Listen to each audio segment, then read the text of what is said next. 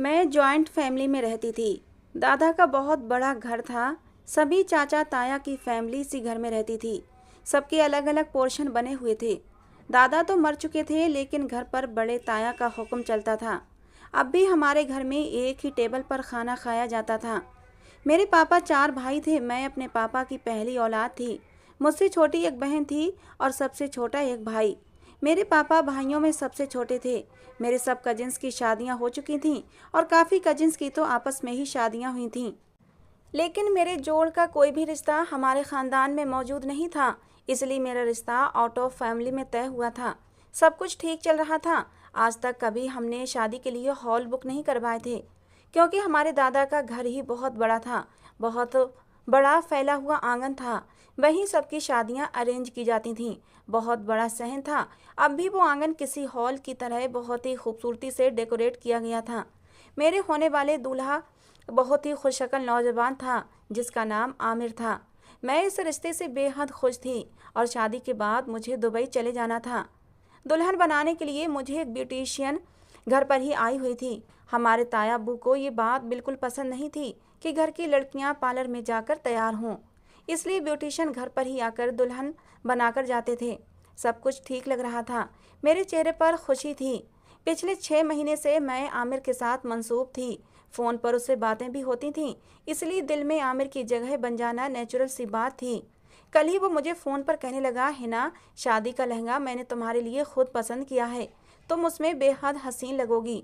और वो सच ही कह रहा था। दुल्हन बनने के बाद जिसने भी मुझे देखा था, मेरी बहुत तारीफ़ की थी। मैं दुल्हन बनी बाहर स्टेज पर बैठ गई थी। मेरे सब कजिन्स ने ये इंतजाम किया था कि निकाह से पहले बीच में एक बारीक सा नेट का पर्दा लगवाया जाएगा और निकाह के बाद उस पर्दे को हटा दिया जाएगा, इसलिए दोनों तरफ स्टेज बने हुए थे। मेरी सारी कजिन्स और सहेलियां मुझे आमिर के नाम पर परेशान कर रही थीं।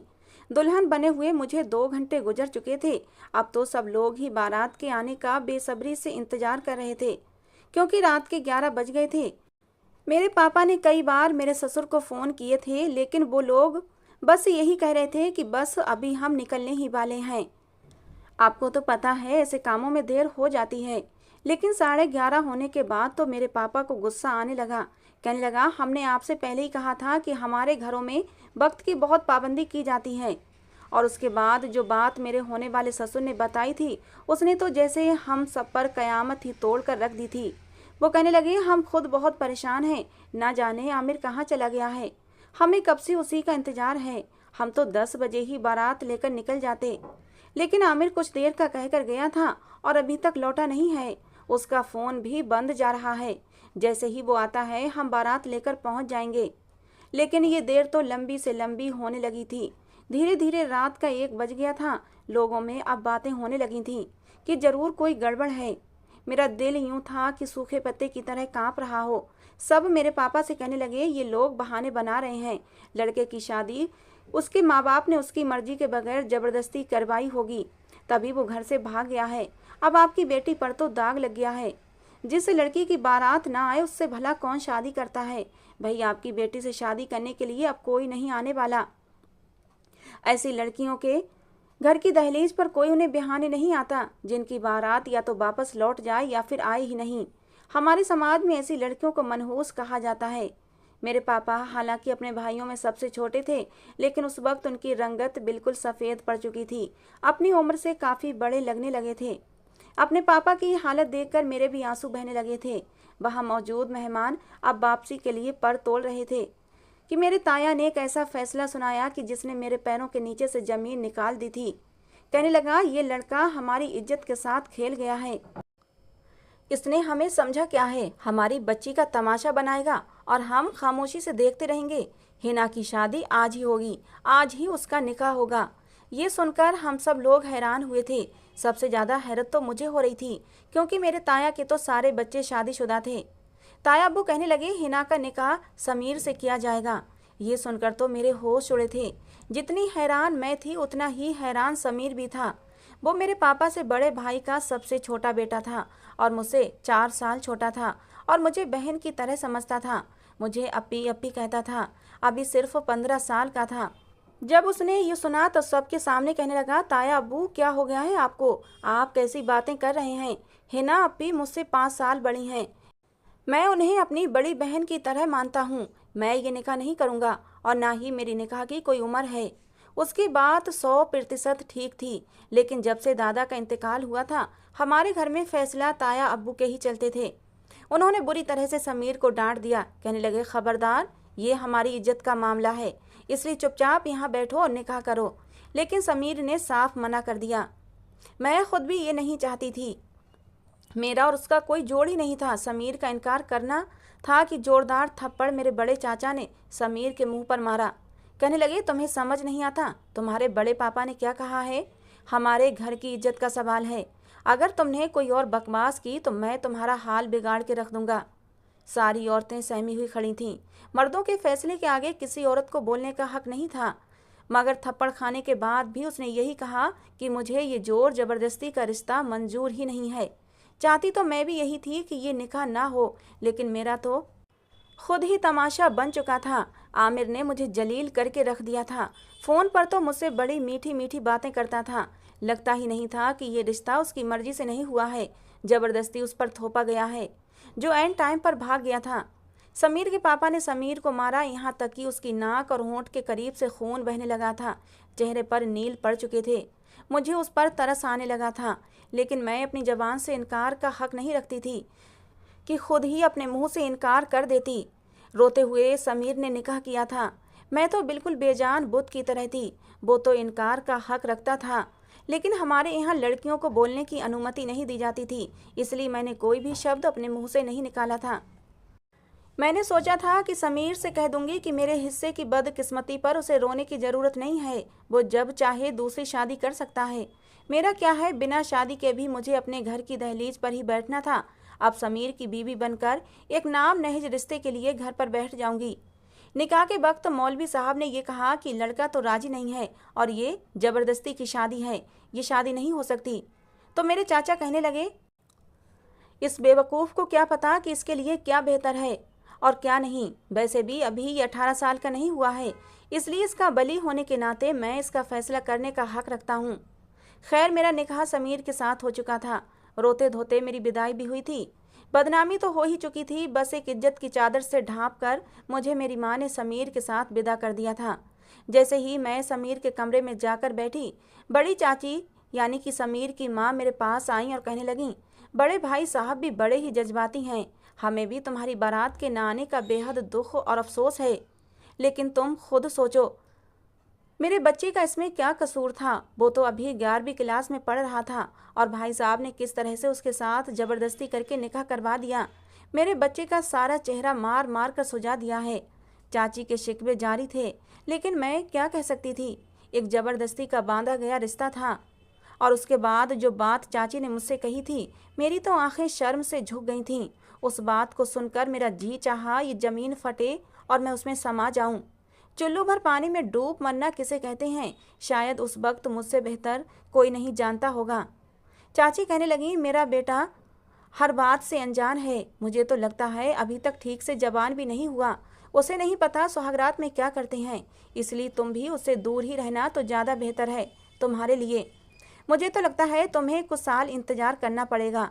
ये कहकर चाची कमरे से बाहर चली गई थीं और मेरी आंखों से आंसू बहने लगे थे। क्या यही सुनना रह गया था मेरे नसीब में? कुछ ही देर में समीर बड़े गुस्से से कमरे में दाखिल हुआ था। पूरे कपड़े मिट्टी से सने हुए थे, क्योंकि बड़े चाचा ने उसे बहुत मारा था। कुछ दिन पहले ही तो वो मुझसे कह रहा था, अपी बताए ना आपके निकाह पर मैं कौन से कपड़े पहनूं। और उसने मेरी शादी पर ढेर सारे कपड़े खरीदे भी थे। मेरा हाथ पकड़कर मुझे अपने कमरे में ले गया था। उसकी उम्र तो 15 साल की थी, लेकिन सेहत काबिले रश्क थी। डील डॉल अच्छा था, कद में भी ऊंचा था। मैंने कहा, कहाँ ले जा रहे हो समीर, छोड़ो मेरा हाथ। पता है ना मैं मायों बैठी हुई हूँ। अगर अम्मी और चाची को पता चला तो मुझ पर बहुत नाराज़ होंगी। कहते हैं मायों वाली लड़की को कमरे से बाहर नहीं निकलना चाहिए। और तुम हो के वो कहने लगा कि सब लोग शॉपिंग पर गए हैं और अभी मुझे बताओ कि मुझे तुम्हारे किस किस फंक्शन पर और कौन कौन से कपड़े पहनने हैं। तुम्हें तो पता है ना, तुम बताती हो मैं बे ही पहनता हूँ। समीर मेरे छोटे भाई हैदर से बहुत अच्छी दोस्ती थी। दोनों ही हम उम्र थे, इसलिए जब भी मैं हैदर की शॉपिंग के लिए जाती, समीर भी मेरे साथ ही जाता था। उसे मेरे पसंद किए हुए कपड़े बहुत अच्छे लगते थे। हमेशा कहीं भी जाना होता तो मुझसे ही पूछता था, और अभी भी वो मुझे अपने कमरे में ले गया था। अपना वार्डरोब खोलकर सारे हैंग किए हुए कपड़े उसने बेड पर फैला दिए थे। फिर मुझसे पूछने लगा, बताओ नापी, तुम्हारी बारात पर क्या पहनूं? वाइट कलर का 3 पीस सूट पहनूं या फिर ये ब्लैक कलर का पहन लूं? मैंने कहा कि दुल्हन के भाई हो तो तुम्हें वाइट कलर ही पहनना चाहिए, और फिर हैदर भी यही पहन रहा है। मेरी बात सुनकर वो मुस्कुराने लगा, कहने लगा ठीक है। फिर उस सूट को अपने साथ लगाकर खुद को आईने में देखते हुए कहने लगा, देख लेना, दूल्हा से ज़्यादा स्मार्ट लगूंगा। अपना फर्जी कॉलर खड़ा करते हुए वो मुझे तंग करने लगा था। मैंने कहा, मुंह धो लो अपना, दूल्हा से ज़्यादा अच्छा लगूंगा। मैंने मुंह टेढ़ा करते हुए उसकी नकल उतारी और वापस अपने कमरे में जाकर बैठ गई। लेकिन मुझे क्या पता था मेरी किस्मत में ये सब होने वाला है। समीर जैसे ही कमरे में आया था, चिल्लाकर मुझसे कहने लगा, मुझे उम्मीद नहीं थी अप्पी कि आप भी चुपचाप निकाह कर लोगी, इनकार क्यों नहीं किया तुमने? ये बात उसने चिल्लाते हुए कही थी। मैंने कहा, क्या तुम्हारी किसी ने सुनी थी समीर? हमारे बड़े बुजुर्ग कब हमारी बात को अहमियत देते हैं? तुम्हारे मना करने पर तुम्हें क्या मिला बताओ? शक्ल देखो अपनी आईने में, जो हाल तुम्हारा हुआ है ना, वही हाल मेरा होता। उसके बावजूद भी ताया हमारा निकाह करवा देते, जैसे अब करवाया है। मेरी बात सुनकर कहने लगा, अल्लाह करे ताया अब्बा मर जाएं।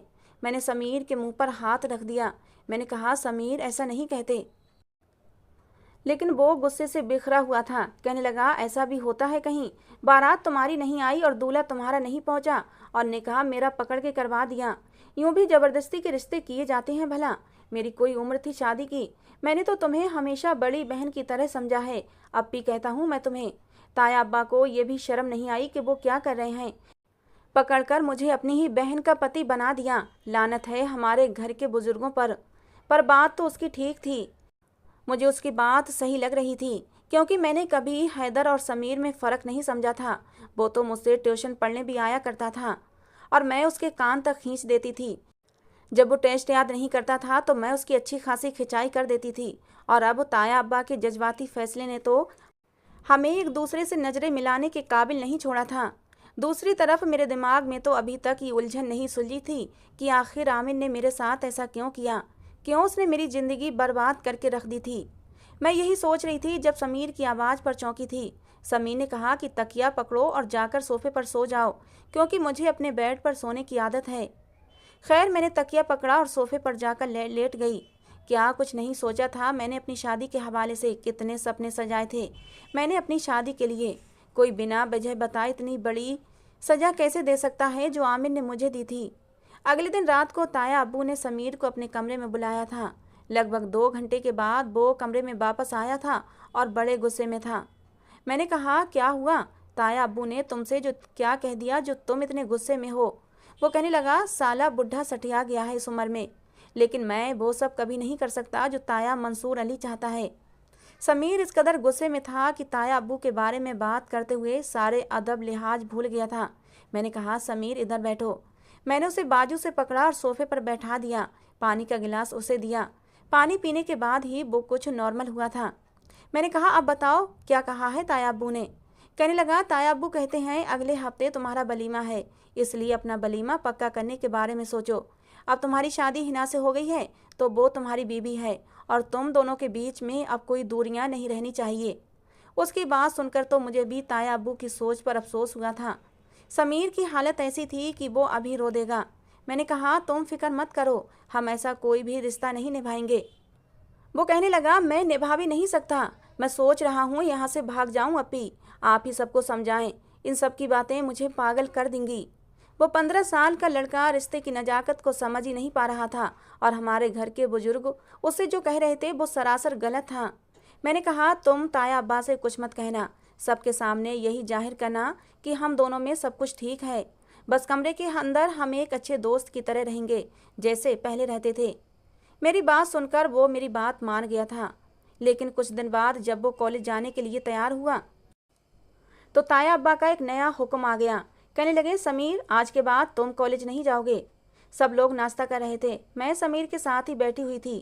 वो कहने लगा, क्यों ताया अब्बू? मेरे पेपर होने में बस कुछ ही महीने रह गए हैं। वो कहने लगे, अब तुम शादीशुदा हो, तुम्हारे सर पर हिना की जिम्मेदारी आ चुकी है, इसलिए आज से तुम हमारे साथ फैक्ट्री जाओगे और सारे वर्कर्स से काम करवाओगे। बाकी के मामले भी तुम्हें फैक्ट्री जाकर बता दिए जाएंगे।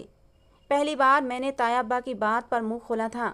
मैंने कहा, बड़े अब्बा, ये तो ज्यादती होगी। आपने जो फैसला हमारे लिए किया, हमने वो स्वीकार किया है, लेकिन प्लीज समीर को अपनी पढ़ाई पूरी करने दें। मेरी बात सुनकर ताया अब्बू मुझ पर भड़कने लगे। कहने लगे, यहाँ लड़कियों को ऐसी इजाज़त नहीं कि बुजुर्गों को अपने मशवरे दें। उसे पढ़ना है तो प्राइवेट पढ़ ले, लेकिन आज से ये फैक्ट्री जाएगा, कॉलेज नहीं जाएगा। खैर, समीर कॉलेज के बजाय फैक्ट्री जाने लगा। मुझे समीर के बारे में सोचकर बहुत दुख होता था। बेचारे की सारी आज़ादी ख़त्म कर दी गई थी। हैदर भी उसी की उम्र का था और कॉलेज जाता था, दोस्तों के साथ क्रिकेट भी खेलने जाता था। लेकिन समीर की ज़िंदगी एकदम बदल गई थी। वो फैक्ट्री से सब मर्दों के साथ रात को वापस लौटता। उसे पढ़ने का बहुत शौक था, इसलिए खाना खाते ही कमरे में चला जाता और अपनी किताबें खोल कर बैठ जाता। मैं जब घर के कामों से फ्री होकर कमरे में आती तो वो बेड पर किताबें बिखराए बैठा होता। मुझे देखकर झुंझलाते हुए कहता, तुम जल्दी कमरे में नहीं आ सकती अपी? जल्दी से मुझे समझाओ ना कि ये सवाल कैसे होगा। मैंने एमकॉम किया था और समीर भी वही पढ़ रहा था, इसलिए रात को मैं उसे पढ़ा देती थी ताकि वो पेपर अच्छे दे सके। जिन दिनों उसके पेपर थे, बड़े चाचा के कहने पर समीर को फैक्ट्री से बस इतनी ही छुट्टी मिली थी कि वो जाकर अपने पेपर दे सके। उन दिनों समीर आधी आधी रात जाकर पढ़ता रहता था और मुझे भी उसकी तैयारी करवाने के लिए रात रात भर जागना पड़ता था। एक बार तो वो बेड से टेक लगाए किताब पकड़े पकड़े याद कर रहा था। मुझे भी नींद आ रही थी। मैं ये सोच रही थी कि वो आखिरी सवाल भी याद करके मुझे सुना दे तो मैं भी जाकर सोफे पर लेट कर सो जाऊं। लेकिन जैसे ही समीर नींद की शिद्दत की वजह से सोने लगा था, इसलिए नींद की वजह से वो मेरी गोद में गिर गया था और फिर वहीं सर रखे रखे सो गया। मैं जो आंखें मूंदे इस इंतजार में थी कि उसकी तैयारी पूरी करवा कर सो जाऊं, समीर की इस हरकत पर बुरी तरह चौंक उठी थी। वो नींद की शिद्दत की वजह से मेरी गोद में सर रखकर सो चुका था। मैंने उसे पुकारा भी, लेकिन वो शायद गहरी नींद में जा चुका था। पता नहीं क्यों, लेकिन मेरा दिल पहली बार धड़का था उसको इतने करीब देखकर। मैंने उसे पीछे करना चाहा, लेकिन वो अच्छे खासे डील डॉल का लड़का था, इसलिए मेरे हिलाने झुलाने पर जरा भी नहीं खिसका था। मजबूरन मुझे बैठना पड़ा था। मैं बैठ के किराउन से सर टिकाए सोने की कोशिश करने लगी, लेकिन रात गहरी नींद में भी मुझे होश नहीं रहा था। जब सुबह की अलार्म पर मेरी आँख खुली तो मैं समीर के बेहद करीब थी। वो मेरे ही तकिए पर सर रखे बेखबर सो रहा था। उसका एक हाथ मेरे ऊपर था। उसकी सांसों की सरसराहट मुझे अपने कानों में साफ सुनाई दे रही थी। मैं जल्दी से पीछे हटी थी। शायद नींद में मेरा जूड़ा खुल गया था, इसलिए जल्दी से अपने बाल समेटे और उठकर बैठ गई। मुझे खुद पर गुस्सा आने लगा कि क्या ज़रूरत थी मुझे उसके बेड पर बैठकर पढ़ाने की। शुक्र है उसकी आंख नहीं खुली, वरना तो शायद हम दोनों ही एक दूसरे से नज़रें न मिला पाते। मैंने समीर को जगाया तो वो उठकर नहा धोकर कॉलेज चला गया। जब वापस आया तो बहुत खुश था। कहने लगा, मेरा पेपर बहुत अच्छा हुआ है, थैंक यू सो मच अपी। ये कहकर उसने मेरे दोनों हाथ अपने होठों से लगा लिए थे। मेरा दिल धक से रह गया था। मैंने जल्दी से उसके हाथों से अपने हाथ खींच लिए। मुझे ये लगने लगा था जैसे मेरे अंदर के जज्बात ना चाहते हुए भी बदलने लगे थे। ना चाहते हुए भी मैं समीर के बारे में सोचने लगी थी, लेकिन वो वैसा ही था। उसमें बचपना और लापरवाही भरी हुई थी। जाहिर है उसकी उम्र ही ऐसी थी। जब वो अच्छे नंबरों से पास हुआ तो अपना रिजल्ट बताते हुए वो अचानक ही मेरे गले लग गया था। कहने लगा, मैं बहुत खुश हूँ अपी, और पता है ये सब तुम्हारी वजह से हुआ है। मेरे गले लगे वो ये सब कह रहा था। मैं फ़ौरन उससे पीछे हट गई थी। बीकॉम करने के बाद उसने यूनिवर्सिटी ज्वाइन कर ली थी। उसका बीबीए करने का इरादा था। फैक्ट्री में भी वो भरपूर ध्यान दे रहा था, इसलिए तायाबू ने उसकी तनख्वाह बढ़ा दी थी। सारे पैसे लाकर वो मेरे हाथ पर रख देता। कहता, तुम संभाल कर रखो, जब ज़रूरत होगी तो मुझे दे दिया करना। उसके रिजल्ट देखकर उसे आगे पढ़ने की इजाज़त मिल गई थी।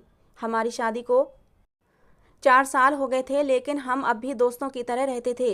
वो अब भी मुझे अपी कहता और मैं भी उसे अपना दोस्त ही मानती थी। जब भी यूनिवर्सिटी जाने लगता मुझे पूछता, आज क्या पहनकर जाऊं, जिससे कि सारी लड़कियां मुझे देखती रह जाएं। नया नया यूनिवर्सिटी में जाने लगा था, इसलिए अब उसकी बातें और उसके हाव भाव बदलने लगे थे। मैंने मुस्कुराकर उसे एक अच्छी सी पैंट शर्ट निकाल कर दे दी। मैंने कहा, ये पहनो, सब लड़कियां तुम्हें देखती रह जाएंगी। मेरे मजाक पर वो हंसने लगता। पिछले कुछ महीनों से समीर के चेहरे पर एक अलग ही रौनक नजर आने लगी थी। बहुत खुश रहने लगा था। एक बार मैंने वजह पूछी तो कहने लगा, एक लड़की मुझे बहुत अच्छी लगने लगी है, मैं उस लड़की से मोहब्बत करने लगा हूँ। ये सुनकर पता नहीं क्यों मेरा दिल बुझ सा गया था। हालांकि हमारे बीच ये पहले से तय था कि हम इस रिश्ते को नहीं निभाएंगे, हमेशा अपने पुराने रिश्ते को ही निभाएंगे। तो समीर को हक था कि वो अपनी ज़िंदगी में अपनी उम्र की लड़की को शामिल कर सकता था। हालांकि मैं जानती थी वो मेरे लिए ऐसे कोई जज्बात नहीं रखता जो मेरे और उसके रिश्ते का तकाजा थे। इसलिए मुझे अपने मोबाइल से वो मुझे उस लड़की की फ़ोटो दिखाने लगा। मुझसे पूछने लगा, बताओ कैसी है। मैं मुस्कुरा भी नहीं सकी। मैंने कहा, बहुत प्यारी है, तुम्हारे साथ बहुत अच्छी लगेगी। कहने लगा, अपी तुम्हें क्या लगता है ताया अब्बू मान जाएंगे, कोई फसाद तो नहीं करेंगे ना। मैंने कहा, तुम फैक्ट्री से जो कमाते हो उन पैसों से इंस्टॉलमेंट में एक फ्लैट खरीद लो। जब तक तुम्हारी पढ़ाई का सिलसिला पूरा होगा तब तक वो फ्लैट तुम्हारी मिल्कियत हो जाएगा। फिर तुम उस लड़की से शादी करके उस फ्लैट में रख लेना। समीर को मेरा मशवरा अच्छा लगा था और उसने ऐसा ही किया था। जैसे ही उसका बीबीए कंप्लीट हुआ वो एक फ्लैट का मालिक बन चुका था। मुझसे कहने लगा, मैं सानिया से शादी करना चाहता हूँ, क्या तुम मेरा रिश्ता मांगने सानिया के घर जाओगी। मैंने कहा, किस रिश्ते और हैसियत से जाऊँगी समीर। मेरी बात सुनकर वो चुप हो गया था। कहने लगा, यही तो मसला है, मैं सानिया को तुम्हारे और अपने रिश्ते के बारे में बता नहीं सकता, फिर वो मुझसे शादी नहीं करेगी। वो कहने लगा, अगर तुम एक बार सच छुपाकर मेरा रिश्ता सानिया से तय कर दो तो यकीन मानो एक बार सानिया से शादी होने के बाद मैं मम्मी पापा को मना लूँगा। खैर, समीर के कहने पर मैं सानिया के घर गई थी। समीर का रिश्ता मांगने मैं समीर की कजिन की हैसियत से गई थी और रिश्ता भी पक्का कर आई थी। जब उन्हें ये मालूम हुआ कि समीर सानिया को शादी के बाद अलग घर में रखेगा तो उन्हें कोई ऐतराज़ नहीं हुआ था। उन्हीं दिनों मेरा बीपी हाई रहने लगा था, मेरे सर में दर्द भी रहता था। औरत के लिए शब्द सौतन शायद हमेशा ही दर्द का कारण बनता रहा है। ऐसी ही तकलीफ से मैं भी गुजर रही थी। मेरी तबीयत ज़्यादा ही ख़राब हुई तो समीर मुझे डॉक्टर के पास लेकर गया। मुझे ब्लड प्रेशर की मेडिसिन दे दी। मैं समीर के साथ अस्पताल से बाहर जाने लगी कि अचानक से एक व्हील चेयर मेरे सामने आकर टकराई थी। व्हील चेयर खींचने वाला वार्ड बॉय मुझसे बार बार माफ़ी मांगने लगा। वो थोड़ी देर बाद जा चुका था, शायद किसी मरीज को लेकर जा रहा था। लेकिन जैसे ही मेरी उस पर नज़र पड़ी मेरे होश उड़ गए थे। व्हील चेयर पर बैठा हुआ कोई और नहीं बल्कि आमिर था, जो मुझे हैरत से देख रहा था। मुझे देखते ही व्हील चेयर से खड़ा हो गया। कहने लगा, है ना तुम। मैंने कहा, आमिर तुमने मुझे बेमौत मार दिया। मैंने तुम्हारा क्या बिगाड़ा था जो तुमने मुझे इतनी बड़ी जिल्लत दी। अगर मुझसे शादी का इरादा नहीं था तो मुझसे मंगनी क्यों की थी। मैं रोने लगी थी। वो कहने लगा कि मेरी गाड़ी का एक्सीडेंट हो गया था और पिछले 4 साल से मैं कोमा में था। बस कुछ महीने पहले ही होश में आया हूँ और जब होश में आया तो पता चला तुम्हारी शादी हो गई है। मैंने कहा, शादी नहीं, बर्बादी। मेरे घर वालों ने अपनी इज्जत बचाने की खातिर मेरी शादी मुझसे 5 साल छोटे कजिन से कर दी। मेरे साथ साथ इसकी भी ज़िंदगी बर्बाद कर दी। समीर को देखकर वो कहने लगा, हिना मैं आज भी तुम्हें अपनाने को तैयार हूँ। खुदा के लिए तोड़ दो इस रिश्ते को, मैं तुम्हें बहुत खुश रखूँगा। मैंने कोई जवाब नहीं दिया। समीर का हाथ पकड़कर तेजी से हॉस्पिटल के बाहर आ गई थी। पूरे रास्ते मैं रोती रही थी। समीर एकटक मुझे देखे जा रहा था। कहने लगा, रो क्यों रही हो। मैंने कहा, अपनी किस्मत पर रो रही हूँ। कहने लगा, शादी करना चाहती हूँ आमिर से, क्या उससे अब भी मोहब्बत करती हो। मैंने ना में सिर हिला दिया। मैंने कहा, उससे ज़्यादा मुझे अपने घर वालों की इज्जत प्यारी है, मैं उन्हें धोखा नहीं दे सकती। जो हो चुका है मैं उसी को निभाऊंगी। कहने लगा, मैंने दिया ही क्या है तुम्हें। मैंने कहा, मुझे कुछ नहीं चाहिए समीर, तुम जैसे चाहो अपनी ज़िंदगी जी सकते हो, बस मुझसे अपना नाम मत छीनना, मैंने रोते हुए कहा था। समीर बोला, मैं अपने साथ तुम्हें अपने अलग फ्लैट में लेकर जाऊंगा और फिर अगर तुम चाहो तो मुझसे आज़ादी हासिल करके आमिर से शादी कर सकती हो। मैंने कहा, नहीं, मुझे नहीं करनी उससे शादी। मेरे दिल में अब आमिर कहीं भी नहीं है, बस अपना नाम मुझसे मत छीनना, मैं जी लूँगी तुम्हारे नाम के साथ पूरी ज़िंदगी। मेरी बात सुनकर कहने लगा, ज़िंदगी बहुत लंबी होती है, कैसे जिएंगी सिर्फ मेरे नाम पर। मैं उसे देखती रह गई थी। मैंने कहा, तुम्हें शायद औरत की वफ़ा का अंदाज़ा नहीं है समीर, वो जी लेती है। घर आ चुका था। मैं गाड़ी से उतरकर अपने कमरे में चली गई। मैं डिप्रेशन की मरीज बन चुकी थी क्योंकि नेचुरल ख्वाहिश पूरी नहीं हो पा रही थी। समीर बहुत जल्द सानिया से शादी कर लेता, फिर तो शायद मुझे अपनी शक्ल भी ना दिखाता।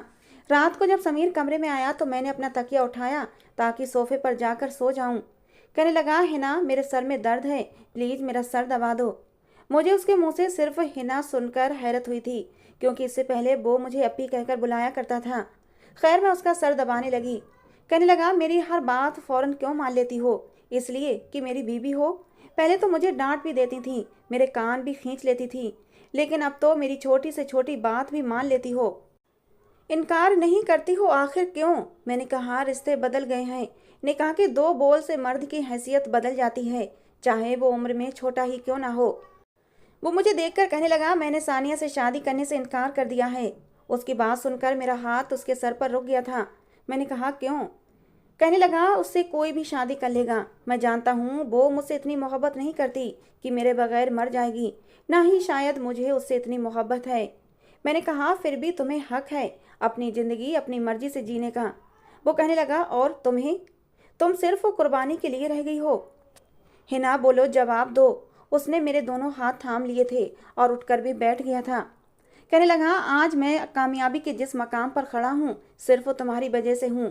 ताया अब्बू के गलत फैसले पर नुकसान मेरा नहीं तुम्हारा भी हुआ था, फिर मैं क्यों तुम्हारी ज़िंदगी को सजा बनाऊं? इतना भी पत्थर दिल नहीं हूँ मैं। ये कहकर उसने मेरे दोनों हाथ अपने होठों से लगाए थे। मेरा दिल जोर से धड़का था। मेरे नाम के साथ तुम मेरे साथ ज़िंदगी गुजारने की भी हकदार हो, ये कहकर उसने मेरे बालों को क्लेचर से आज़ाद किया था। मुझे बड़ी मोहब्बत से देख रहा था। कहने लगा, मुझे अंदाज़ा नहीं था हिना कि तुम्हारे बाल इतने हसीन हैं। तुम बहुत अच्छी हो हिना। जानती हो, मर्द को औरत का हुस्न शायद इम्प्रेस करता होगा, लेकिन उसकी वफ़ाएं उसे ख़रीद लेती हैं, और तुम्हारी वफ़ा ने मुझे ख़रीद लिया है। ये कहकर समीर मेरे करीब आ गया था और मुझे बाहों में समेट लिया था। मेरे रोते सिसकते दिल को एकदम सुकून आ गया था और मैंने सुकून से अपना सर समीर के चौड़े सीने से टिका दिया था। निकाह के रिश्ते की हकीकत का अंदाज़ा समीर को शायद अब हो चुका था। आपका क्या ख्याल है? क्या वाकई औरत की वफ़ा मर्द को ख़रीद लेती है? मर्द औरत की वफ़ा से यूं ही पिघल जाता है जैसे कि समीर? दोस्तों, आज की कहानी कैसी लगी ज़रूर बताना। पसंद आई हो तो प्लीज़ लाइक करना। रोज़ एक नई कहानी सुनने के लिए हमारे चैनल को भी सब्सक्राइब करना।